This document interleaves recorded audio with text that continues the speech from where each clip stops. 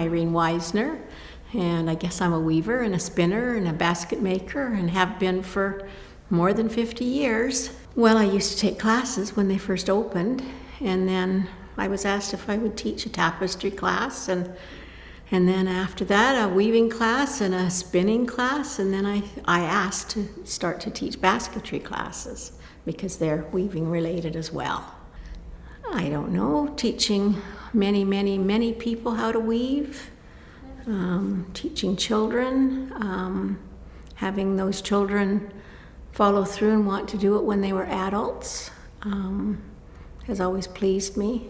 And then when I wanted to teach the children in the summer, I approached and asked if we could do a program for the summer, and then the first year it was weaving and spinning we did, and then the next year it opened right up to the whole summer fun program that's many weeks and 6-hour days for parents that need daycare.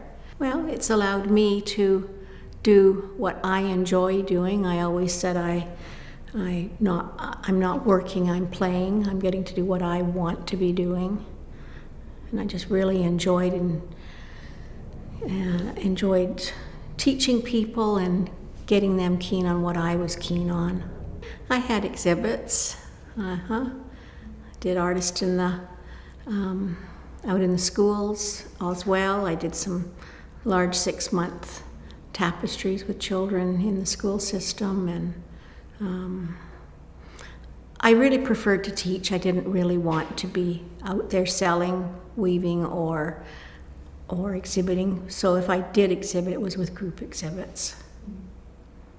Watching people be inspired and get hooked and wanting to do it, seeing them touch the fibre and then come back after shopping, having a bag of wonderful things that they're all excited about touching and feeling and wanting to be creative with.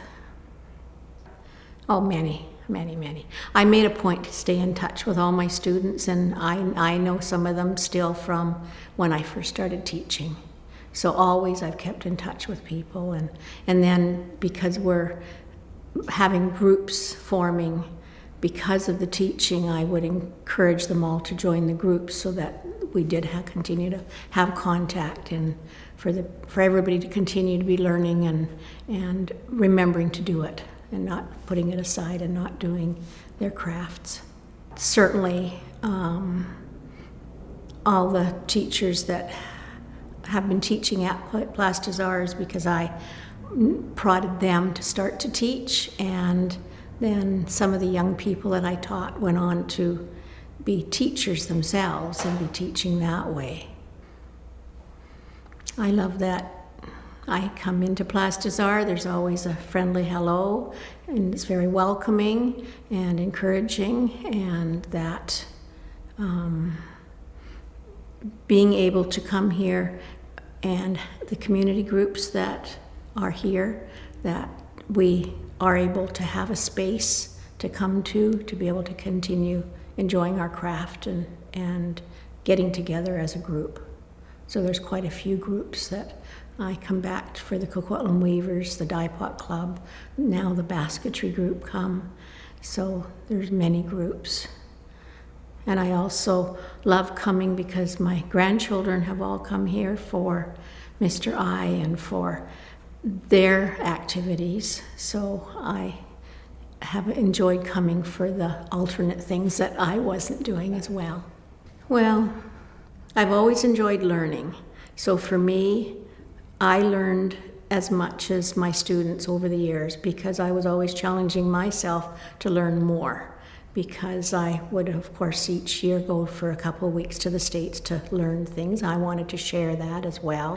I'm just so excited, and I still am so excited about the craft of weaving and dyeing and color and what can be done, that I just like to inspire people.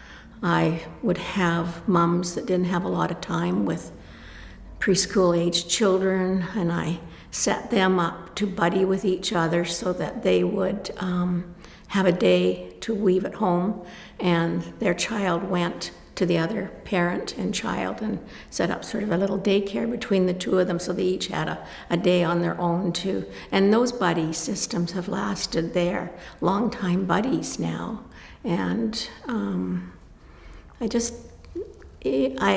love teaching. And then with the children, it's such a joy to teach children because they are so keen. They are so open to trying things and learning and excited about what they have made as well. I wore myself out. Six classes a day is a little bit much.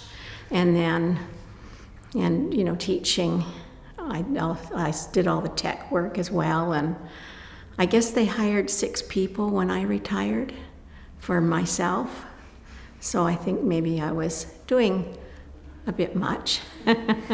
There's no factory that can make a basket. A human being has to make a basket. So even if you look at those tiny little baskets that a potato nests in for a baked potato, a person has made it. And hopefully that gives people more respect for what they are making, because there's quite a bit to making a basket. I do make baskets myself from cedar bark and other natural things from the garden, or you can buy wicker or cane, it's called, to make a basket. So there's just a nice satisfaction in having one that I myself have made to use. Because I was working here, my daughter grew up here, and volunteering quite a bit during those younger days and working now here, and then the 3rd generation that my granddaughter's volunteering the last few years here. And I think that's a wonderful thing too, that truly being that family is what you want Plastas are. It really does show that, and I've seen so many other generations of that.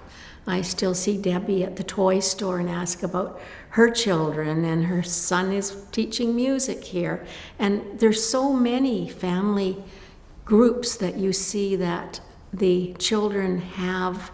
Rosie that teaches the weaving, her children took classes here for 10 years or so, and it just, everybody relates. This is where we want to come and, when we want to be doing things. And that's why I think Plastas Are has done a good job. The only thing we have to do is catch people that commute across Brunette Avenue and can't find Plastas Are. With all the advertising and all the signage and everything, somebody will say, I don't know what Plastas Are is, and what's their loss, isn't it?